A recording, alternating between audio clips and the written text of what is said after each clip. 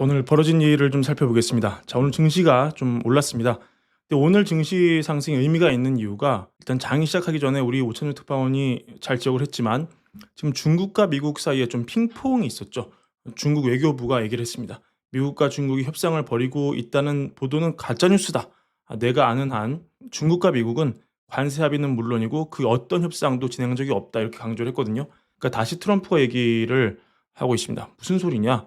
중국과 오늘 오전에도 회의를 했다. 회의 참석자가 누군지는 나중에 공개를 할 거고 계속 이 미국과 중국이 만나는 건 사실이다. 이렇게 얘기합니다.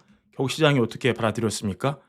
적어도 지금 중국이 이렇게 미국의 화해 선언에 끌려다니지 않으려고 세게 나가고 있지만 지금 중국과 화해 국면을 만들려는 트럼프의 진심은 적어도 있구나. 이렇게 충분히 판단할 수 있는 그런 대목이죠. 그 결과 오늘 증시는 중국의 협상 부인에도 오를 수 있었습니다. 10년물 금리 많이 떨어졌습니다. 왜 도대체 트럼프 이렇게 유화적으로 나왔느냐? 왜 트럼프 변했느냐? 확실히 지금 트럼프 지금 두 가지에 민감합니다. 그중 하나, 여러분 저희 월거브 시간에서 어제 알려드렸죠. 지금 여론입니다. 여론. 트럼프가 지금 여론을 굉장히 신경을 써요. 제가 어제 전해드린 바대로 이 트럼프 밈코인 보유자 220명 불러가지고 파티한다고 어제 영상에서 전해드렸습니다. 자, 이게 당연히 미국 안에서 엄청난 비판이 나왔겠죠. 저희 월가요브 채널 댓글에서도 비슷한 지적이 있었지만 미국 안에서도 지적이 있었습니다. 지금 이렇게 장이 흔들리고 국채금리 오르는 상황인데 관세 때문에 경기 침체 온다는데 뭔 지금 밈코인 파티냐. 그러니까 하루 만에 바로 입장이 번복됩니다. 얘기가 나왔죠. 트럼프 갈라디너는 5월 22일 워싱턴에 있는 DC에 있는 트럼프 골프클럽에서 개최될 예정이었지만 당사의 재량에 따라 변경되거나 장소가 바뀔 수 있다. 트럼프 대통령은 이 갈라디너에 참석하지 못할 수 있다. 갈라디너는 또 취소될 수도 있다. 자, 뭡니까 결국? 트럼프 스스로가 지금 여론의 민감한 반응을 실시간으로 보고 있다는 것이죠. 여론이 안 좋아지니까 빠르고 민첩하게 움직이고 있는 겁니다. 자, 그리고 트럼프를 압박하는 또 하나의 데이터. 이미 지금 미중 간 주요 해상 운송 노선 급격하게 위축이 되고 있습니다. 물류 데이터에 따르면은 지금 4월 첫째 주 기준 중국에서 미국으로의 해상 컨테이너 예약이 전주 대비 64% 급감. 그 반대 데이터도 거의 비슷하게 하락을 한 상황입니다. 의류나 섬유 쪽에서 낙폭이 컸죠. 블룸버그 말하기를 상하이 LA 노선 40피트 컨테이너 이 운임이 반토막이 났다. 반토막이. 수요가 거의 없다는 겁니다. 결국 그래서 뭡니까? 중국에서 오는 생필품이 마트의 상당 부분을 차지하는 것인데 지금 이 실려오는 배가 없으면은 이 배에 끊겼다는 것은 운임이 반토막 났다는 것은 앞으로 어떻게 되는 거예요? 마트에 물건이 들어가지 못하는 거죠. 그래서 월마트, 타이 같은 CEO가 트럼프를 만나서 하소연했습니다. 트럼프는 아마 여기서 심각함을 인지했을 겁니다. 왜냐면은 이런 데이터는 지금 눈에 보이는 데이터잖아요. 중국이 협박을 하는 게 아니잖아요. 비즈니스맨 트럼프가 이후에 벌어진 상황이 뭔지를 모르지가 않겠죠. 그리고 지금 트럼프 우호적인 채널이라고 볼 수 있는 폭스뉴스 설문조사 어떻게 나왔습니까?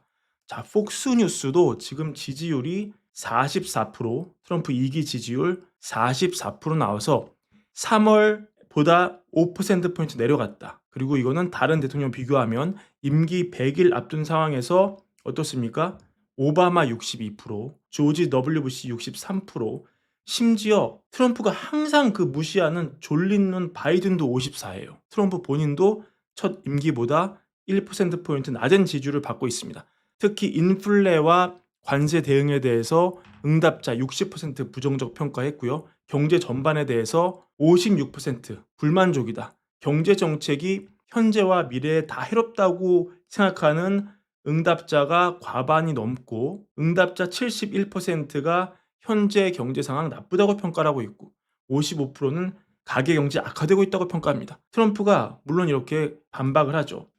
이 폭스뉴스에 트럼프 혐오하는 가짜 여론조사 담당자가 있는데 이 루퍼트 머독이 이 사람 내보내겠다고 했지만 아직도 남아있는 모양이다. 이렇게 반박을 합니다만 폭스뉴스에서 이렇게 나왔다는 건 시사하는 바가 클 겁니다. 트럼프 본인도 알고 있는 것이죠.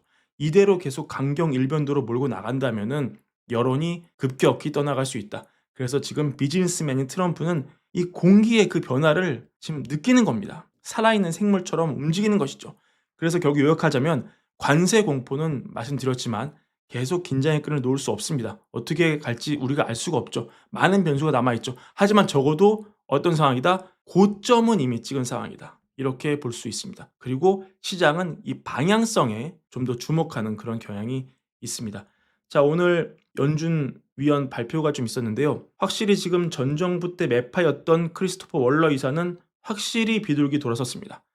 트럼프 관세가 물가 상승과 성장 둔화를 초래하겠지만 물가에 미치는 영향은 일시적일 것이다. 이 입장 고수를 합니다.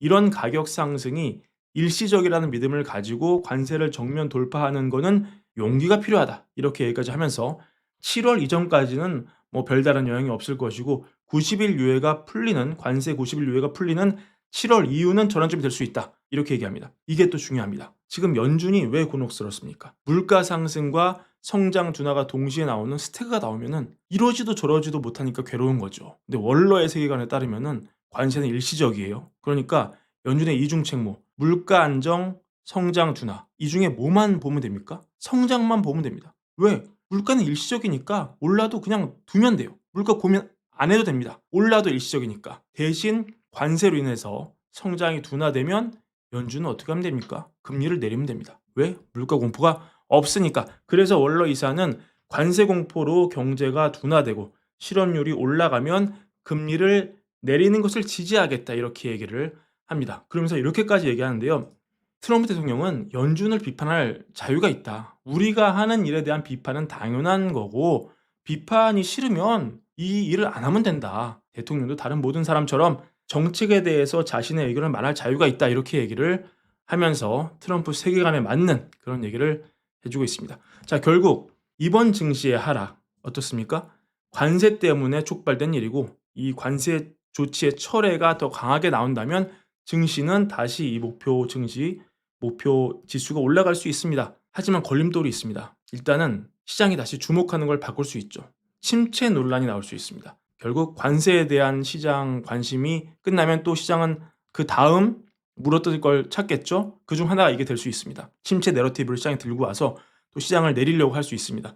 지금 어떤 GDP 나우상으로 1분기 마이너스 성장 분위기가 계속 잡히고 있기 때문이죠. 그리고 CRE 같은 거 한동안 얘기 안 나오는데 지금 이런 기사가 하나씩 나오고 있습니다. 지금 CRE 시장에 대한 낙관론이 팬데믹 이후에 역대 두 번째로 큰 하락폭을 기록을 했습니다.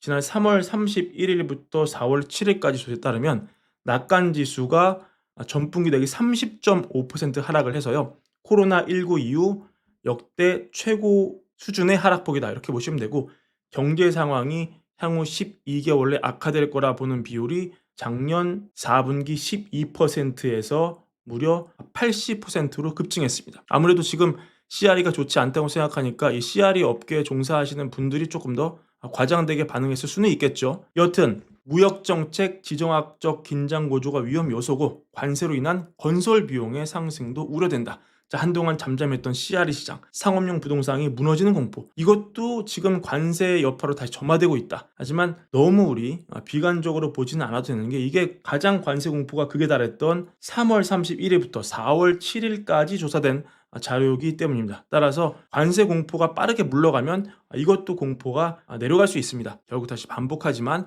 지금의 이 장은 관세에 대한 어떤 그 공포가 얼마나 빨리 해결되느냐, 그게 증시에 미치는 영향은 가장 큰 장이다. 이렇게 보시면 되겠습니다. 자, 오늘 준비한 영상 이것으로 마무리하고요. 월가여부 구독과 좋아요 많은 사랑도 함께 부탁드립니다. 감사합니다.